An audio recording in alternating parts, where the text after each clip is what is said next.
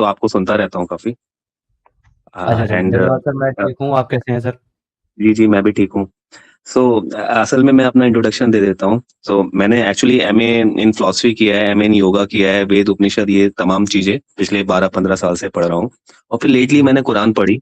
तो पिछले 6-7 सालों से कुरान पढ़ रहा हूँ, और रिपीटेडली शायद 20-25 बार पढ़ी हो, विद सारे जो अरेबिक वर्ड्स हैं उनके with translation using the dictionary and all possible meanings and all.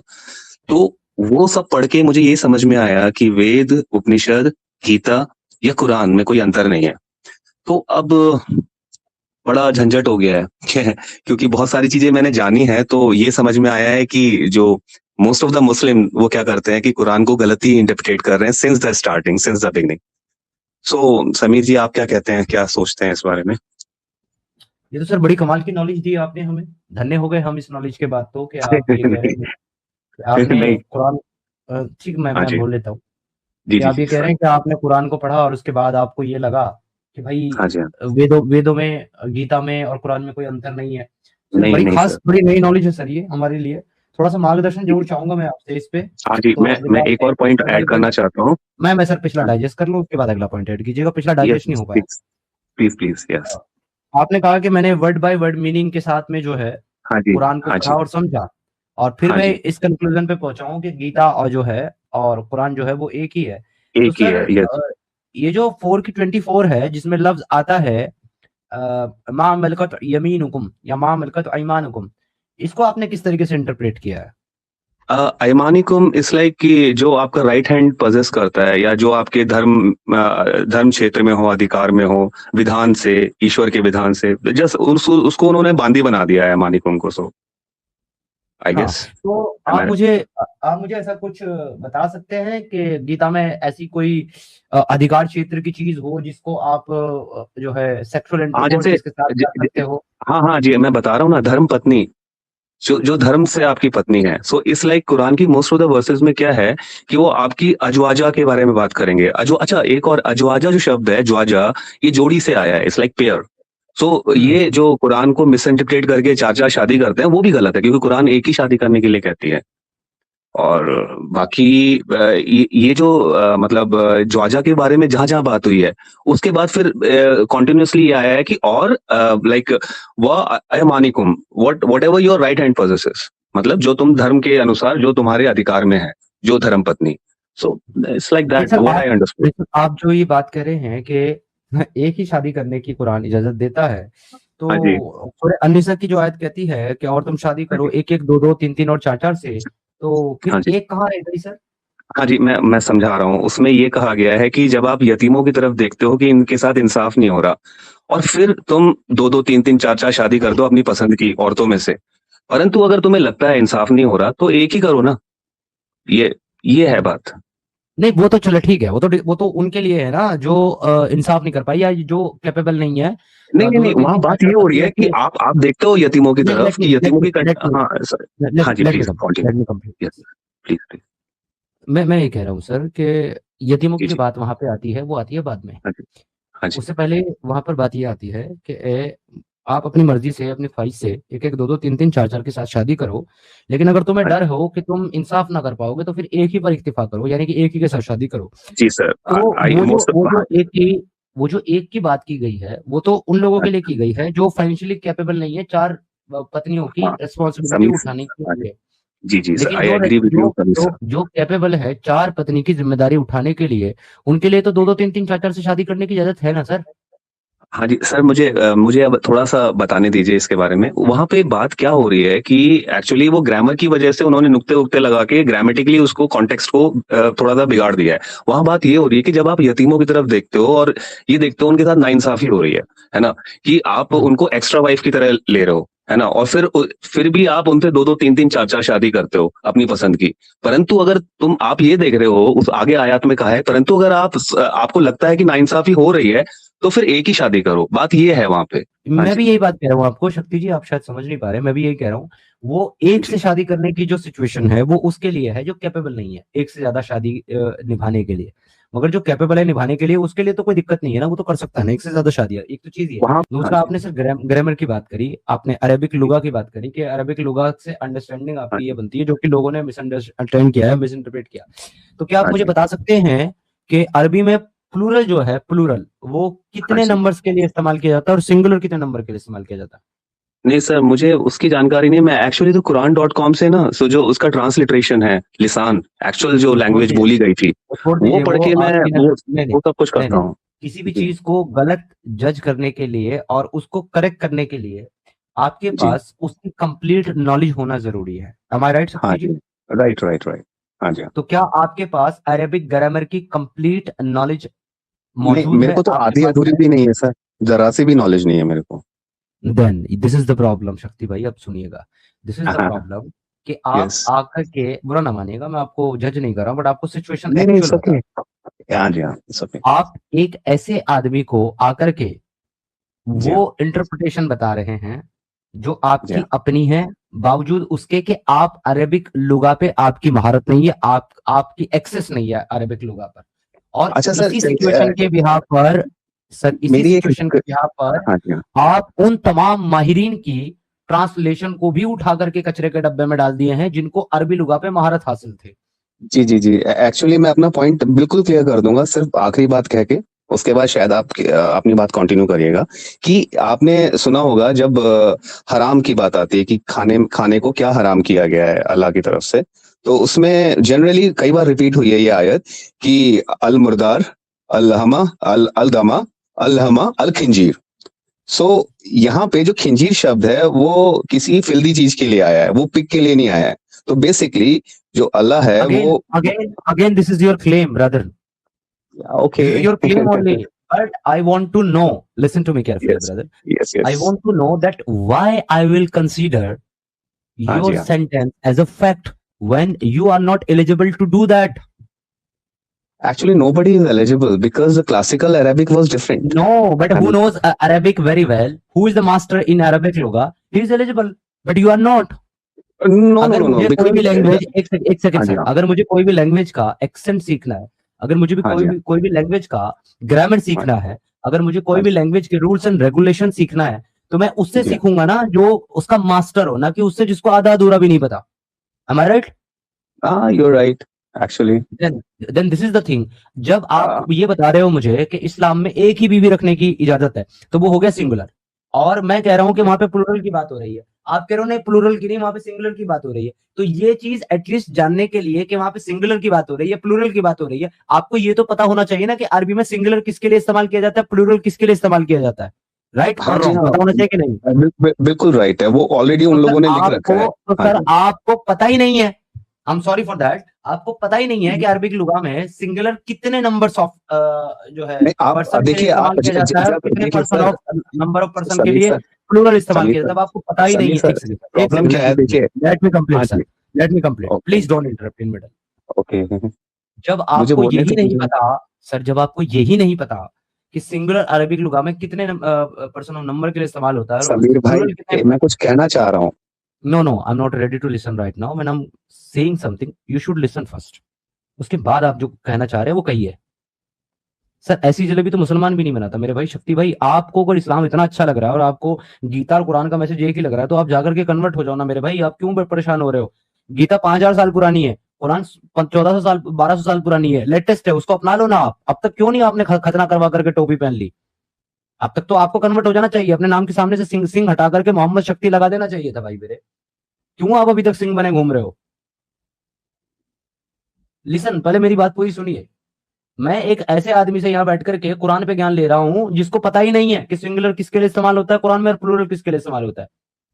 भाई मेरे, किसी भी चीज के ऊपर अपना कोई भी स्टेटमेंट देने के लिए उसके ऊपर पहले चाहिए होती कंप्लीट रिसर्च, कंप्लीट स्टडी। वो आप पहले करके आओ। आप मुझे बता रहे हो गीता और कुरान का मैसेज एक ही है। कुरान ने सॉल के बारे में, रूह के बारे में क्या बताया? घंटा। गीता ने बहुत वार्स लेवल पे सॉल को, आत्मा को, परमात्मा को एक्सप्लेन किया है। कुरान ने कुछ भी नहीं बताया। पता नहीं आपको सिमिलरिटी कहां से मिल जाती है। कुरान कहता है कि ए नबी, ये लोग तुमसे रूह के बारे में पूछते हैं, तुम इनसे कह दो कि वो मेरे रब के हुक्म से है और तुम्हें बहुत कम इल्म दिया गया है। गीता बताती है एक्सप्लेन करके कि सॉल क्या है, आत्मा क्या है, परमात्मा क्या है। आप कह रहे हो दोनों एक हैं। कुरान कहती है कि जाओ उन काफिरों के साथ जंग लड़ो जो अल्लाह और अल्लाह के रसूल पे ईमान नहीं रखते और कयामत के दिन पे ईमान नहीं रखते। गीता कहती है कि अपना कर्म करो, और तुम जिस रास्ते से भक्त जो है जिस रूप में मुझे भजता है, मैं उस भक्त को उसी रूप में प्राप्त हो जाता हूँ। आप कहते हो कि दोनों मैसेज सिमिलर है, एक है, सिमिलर है। क्या मजाक है यार शक्ति भाई। आप मुझे बता रहे हो इस्लाम में एक ही शादी करने की इजाजत है, तो फिर इसका मतलब प्रॉफिट मोहम्मद ने इस्लाम को फॉलो ही नहीं किया, क्योंकि उसने तो एक के साथ शादी नहीं की, उसने तो 11-11 के साथ शादी की। और उससे भी बड़ी प्रॉब्लमेटिक बात यह है कि वो जो यतीमों के साथ इंसाफ करने वाली बात है, मोहम्मद ने वो इंसाफ भी नहीं किया, क्योंकि उसने अपनी एक बूढ़ी औरत को इसलिए तलाक देने का इरादा कर लिया क्योंकि वो बूढ़ी हो गई, अब उसको उसके साथ मजा नहीं आ रहा। दूसरी बात यह है कि इंसाफ की, कि उसने यतीमों के साथ जो है ना इस तरीके से इंसाफ नहीं किया कि पहले उनको यतीम बनाया, उनके शौहर को, उनके बाप को, उनके भाइयों को कत्ल किया, फिर उनको अपनी गुलाम लौंडी बनाया, फिर उनकी गुलामी की कीमत जो है वो माफ करके उनको अपनी बीवी बना लिया। इसको अगर आप इंसाफ कहते तो वारा जाऊं मैं आपके इंसाफ पे, मोहम्मद के इंसाफ पे। भाई क्या जरूरत है मुसलमानों और मुसलमानों के स्कॉलर्स, मौलवियों, मुफ्तियों तुम्हें परेशान होने की, जब तक हमारे पास सिंह साहब जैसे लोग हैं, ये है ना तुम्हारी वकालत करने के लिए, तुम क्यों दुखी हो रहे हो? वाह सिंह साहब। अभी मैं गड़बड़ी कर सिंह रहे हो साहब से थोड़ा समीर बात भाई। करना चाहता हूँ। समीर साहब, सिंह साहब मुझे ये बताइए कि 4 की 3 का शान नज़ुल क्या है ना, उसको आप कोई आर्गुमेंट करते हैं तो उसका रिब्यूटल तो ले लीजिए, मैं उसको समझाऊंगा। आर्गुमेंट में कुछ दम तो होना चाहिए ना सिंह साहब।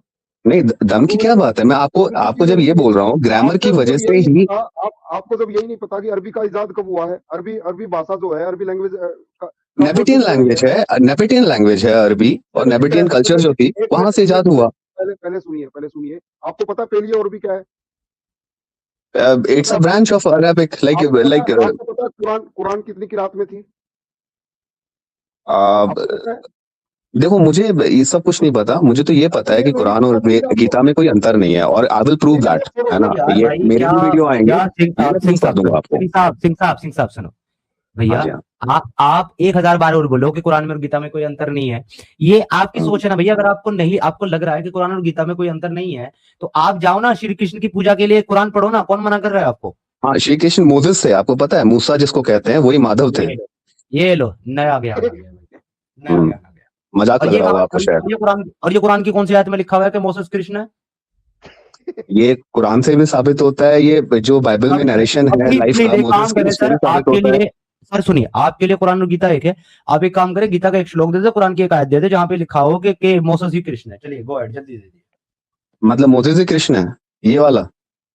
जी यही दावा है आपका, कुछ और है? यही है ना? नहीं, वो एक्चुअली कृष्ण को तो मेंशन ही नहीं किया गया है ना, मोसेस को ही मेंशन किया है वहां पे। आपको कैसे पता चला कि मोसेस ही कृष्ण है भैया? जिब्रील आए थे क्या आपके पास? नहीं भैया, आप उनकी दोनों की लाइफ स्टोरी उठा के देखिए। और क्या सिमिलरिटी है कृष्ण और मोसेस में? एक मिनट, कृष्ण और मोसेस में क्या सिमिलरिटी है जरा बताइएगा। देखिए, बहुत सारी सिमिलैरिटीज हैं। एक तो जो मैजिक, हाथ में जो मैजिक दिया गया था, जैसे हम श्री कृष्ण के हाथ में चक्र था, तो वो मैजिक तो अलादीन के हाथ में भी था। नहीं, वो मैजिक तो अलादीन के हाथ में भी था, घिसता था उसको, तो इसका मतलब अलादीन ही कृष्ण है ना? कुरान के अकॉर्डिंग भी उनके हाथ में असा था जो घूमने लगा था चक्र की तरह।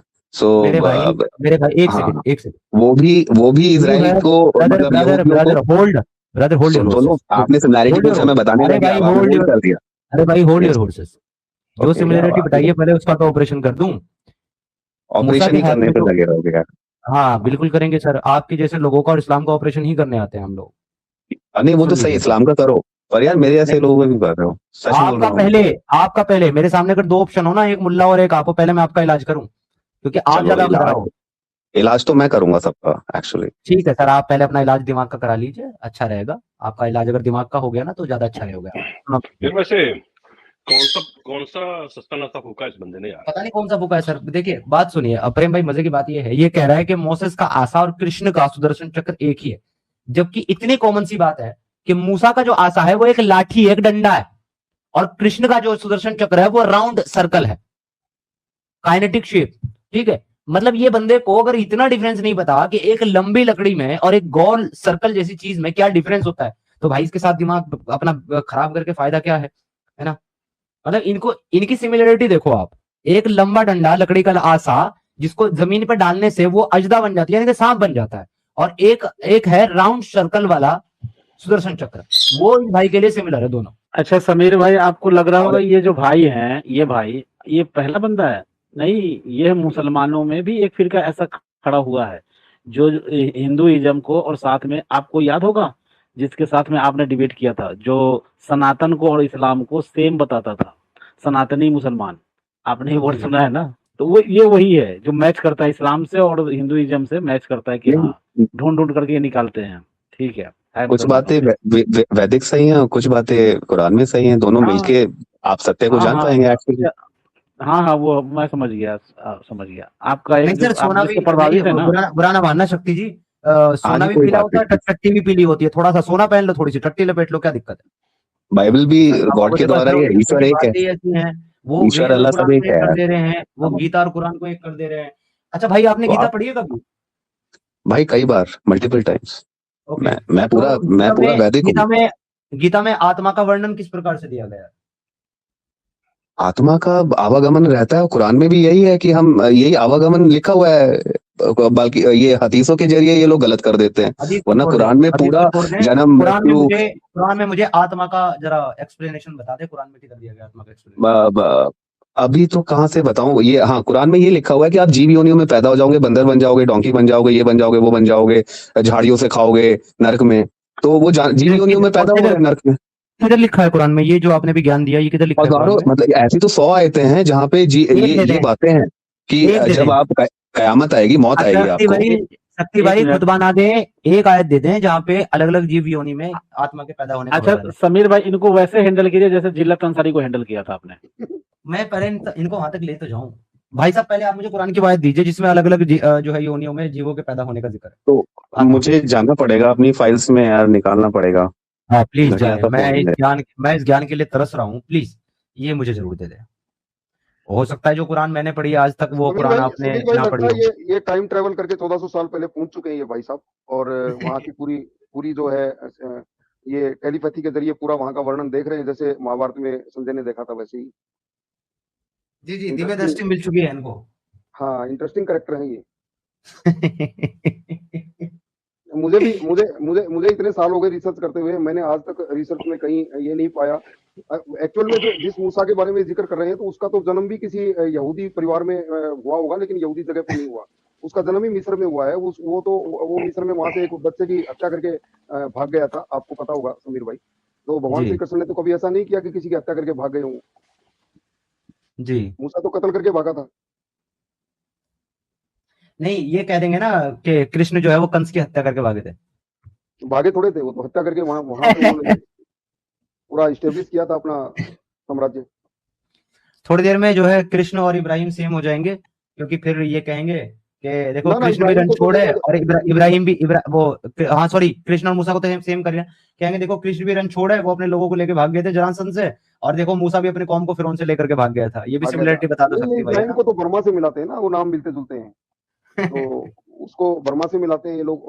और कई लोग तो जो क्रिश्चियन है, क्रिश्चियन को ये बोलते हैं कि ईसा मसीह ही कृष्ण थे, तो ये भी बोलते हैं, क्योंकि नाम मिलता है क्रिश्चियन इस टाइप से। क्या तो यहूदी वो लोग यादव है क्या? क्या नेपोलियन नेपाली था? अदब गजब थोड़ी देखने को मिलती है, मतलब ना।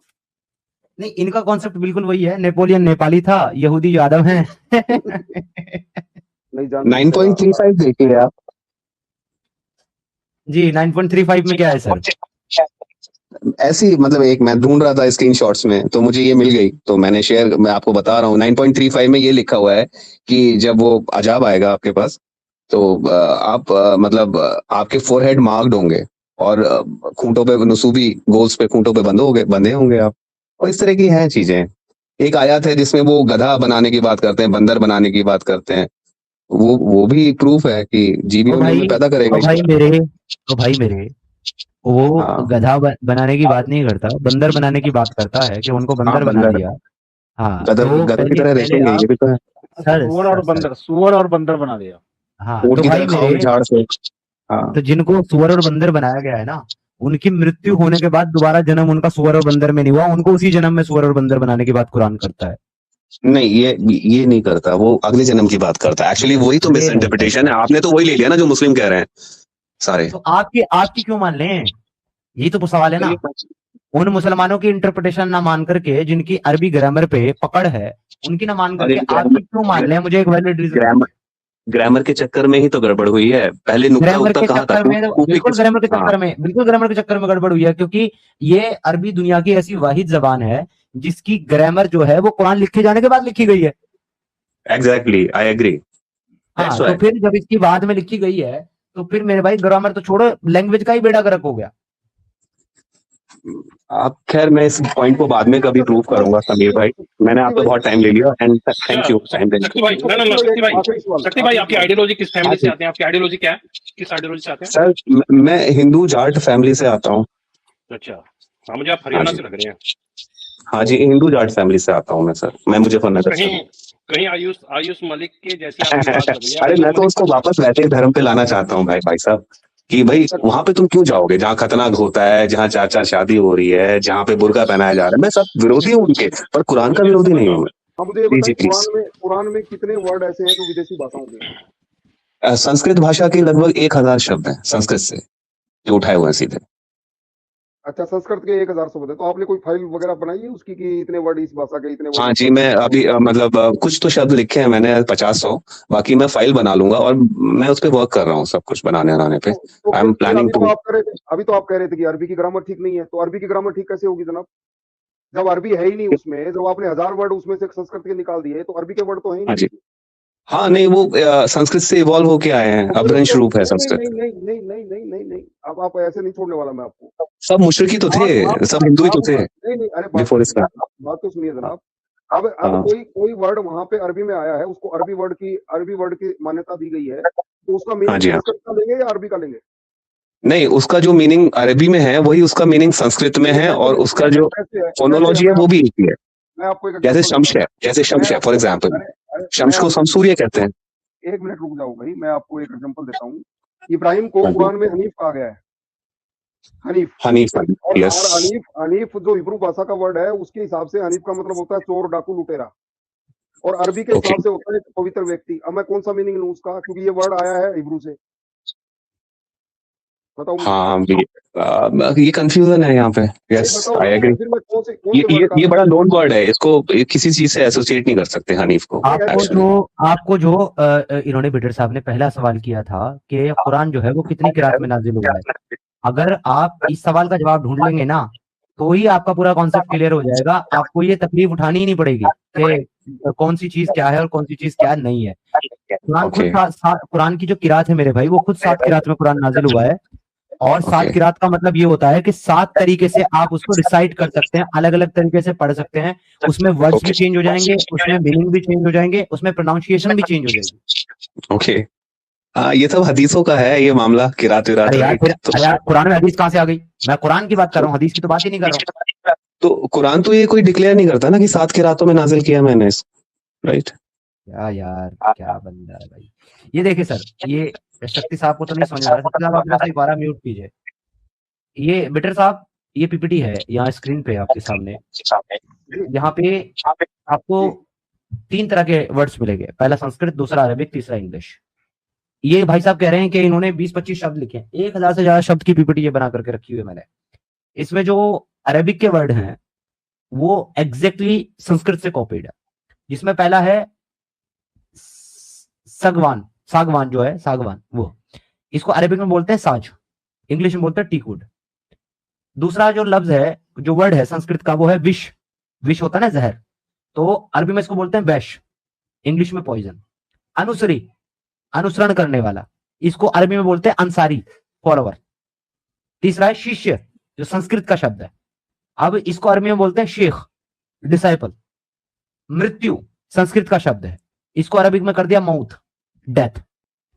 और अगला शब्द है पराग अंबर, इसको अरबिक में कर दिया पैगंबर, इंग्लिश में जो कहते हैं वन फ्रॉम हेवन। अगला शब्द है संस्कृत का मलीन, इसको अरबिक में कर दिया मलाउन, मीनिंग है डर्टी और सॉल्टेड। संस्कृत का शब्द है आपत्ति, अरबी में कर दिया आफत, मिसफॉर्च्यून।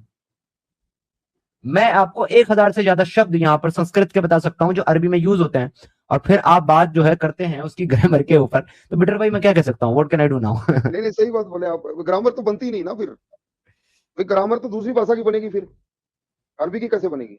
एग्जैक्टली। तो पता नहीं शक्ति साहब डिसाइड कैसे करेंगे कि कौन से शब्द में कौन सी ग्रामर यूज करेंगे, वो संस्कृत की या फिर क्या नाम अरबिक की, या फिर जो एक और लैंग्वेज है अरामिक जो सबसे ज्यादा इस्तेमाल हुई है कुरान के अंदर, ये कौन सी लैंग्वेज का ग्रामर इस्तेमाल करेंगे। ये बड़ा मजाक खेज बात है। मगर मुझे लिटरली मैं बोलूँ ना, सबसे ज्यादा बैड कमेंट जो लगा है शक्ति साहब का वो ये लगा है कि इन्होंने कहा कि गीता और कुरान एक ही है। भाई मैंने दोनों पढ़ी है, दोनों पढ़ी है, और मुझे पता है कि गीता और कुरान के एक होने की बात तो बहुत दूर की बात है यार, आसपास भी नहीं है कुरान गीता के। Gita is a philosophical knowledge, Quran is a कूड़ा नॉलेज। बहुत सारे करेक्टर ऐसे हैं हमारे को भी टकराते हैं और दिन रात यही कहते हैं कि एक ही है, एक ही है, एक ही है। लेकिन हमें पता है ना कि कौन सी चीज कहाँ पे फिट बैठती है और कौन सी चीज कहाँ से जोड़ी गई है, ये सब हमें पता है क्योंकि हमने तो रिसर्च किया, उसके ऊपर काम किया, उसके ऊपर पूरा। तो इनको ये नहीं पता कि जो ये कबीलाई जो सिस्टम है, इसका जीने का तरीका और इसकी जो संस्कृति होती है वो बड़ी अलग अलग टाइप की होती है। उसका मतलब जो जीती जागती जो सभ्यता होती है, जो बहुत डेवलप सभ्यता होती है, उनसे कोई लेना देना नहीं होता। क्योंकि कबीले के अंदर जो स्ट्रगल होता है, वो स्ट्रगल बड़ा पानी के लिए संघर्ष करो, खाने के लिए संघर्ष करो, और ये मतलब बड़ी अजीब टाइप की उनकी जिंदगी होती है। तो उस स्ट्रगल में से जब कोई चीज निकलेगी तो वो फिर उसी टाइप की निकलेगी। और एक अच्छी सभ्यता जहाँ पे खाने पीने की कोई कमी ना हो, जहाँ पे बेसिक नीड्स जो इंसान की जिंदगी की पूरी होती हो, वहां से जो चीज निकलेगी वो अलग टाइप की निकलेगी। तो इन दोनों चीजों में बहुत फर्क है। कबीलाई सभ्यता को कभी पढ़िएगा, आपको पता होगा, किताबें हैं बहुत सारी इसके ऊपर लिखी गई हैं। टेंट इन लाइफ एक किताब है, आपको पढ़िएगा कभी तो आपको पता चलेगा कि क्या स्ट्रगल होती है इन कबीलाई जो ये लोग थे, खानाबदोश लोग थे अरब के अंदर, इनकी क्या लाइफ थी, तो आपको पता चलेगा। जी राइट। चलिए शक्ति जी, मैं समझता हूँ आपको थोड़ा सा और रिसर्च करना पड़ेगा, अभी थोड़ा सा और स्टडी कीजिए, पढ़िए। नहीं, शायद आपको करना है, मेरी तो रिसर्च कंप्लीट है। I am just going to make YouTube videos now. कब इस्लाम कबूल कर रहे हैं आप? इस्लाम नहीं, उन सब लोगों को वैदिक धर्म कबूल कराना है। देखो ना, एक शादी है अकॉर्डिंग टू कुरान, एक ही शादी है अकॉर्डिंग टू कुरान। मामा की लड़की, बुआ की लड़की और मौसी की लड़की, चाचा की लड़की बहन है, उनसे शादी नहीं हो सकती अकॉर्डिंग टू कुरान। बहुत सारी चीजें वही है जो वैदिक है। क्या बात है, क्या बात है। कहाँ थे आप कहाँ थे ज्ञानी बाबा, मैं आपके चरण छू सकता हूँ क्या? अरे सॉरी सर, ऐसा नहीं यार, मैं भले ही आपसे बड़ा हूँ पर ऐसा नहीं करिएगा। ठीक है सर, जाओ आप चैनल खोलो और गालियों के लिए तैयार रहो sir. Thank you so much. अच्छा, आप कुरान कब लिख रहे हो? नहीं, वो चले गए। अरे छोड़ो सर उसको, ये टाइम पास है। अच्छा, मैं ये कह रहा था ये न्यू ब्रीड है एक्चुअली। आजकल जो यूट्यूब के जो चैनल चल रहे हैं ना, उनसे सीख लेके और ये आते हैं। एक बार एक बंदा आपकी स्ट्रीम में भी आया था और प्रेम भाव की भी स्ट्रीम में आया था, जो अपने आप को टैगलाइन बोलता है सनातनी मुस्लिम। ये नई चीजें आई है रजिंदर साहब, और ये नवे आए ने अजे। पाजी तो याद है उस दिन होया सी डिबेट, उस दिन पंगा हो गया सी। बिल्कुल चेता भाजी मैनू। ओहो, ये लोग उसको इब्राहिम को कहते हैं उसने वेदी सजाई थी अपने टाइम में, उसको प्रूव करने पे आ जाते हैं। तो ये न्यू ब्रीड है जो कि आजकल उठ रही है, और ये इन्होंने थोड़े टाइम बाद ये इसको बोलते हैं सॉफ्ट ग्रूमिंग।